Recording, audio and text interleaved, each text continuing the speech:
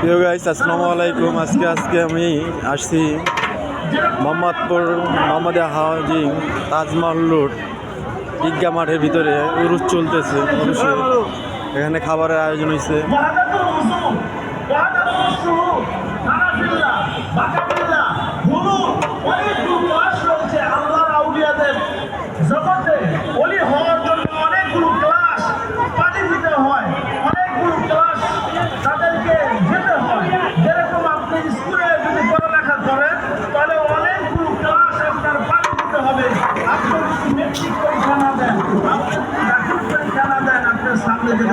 আমাদের সাথে আছে সৌরভ ভাই, তারপর আমার আরেক ভাই আছে তামিম ভাই। ঠিক আছে, দেখতে পাচ্ছেন এই যে ধারে ধারে মাথা চুলকে দিচ্ছে।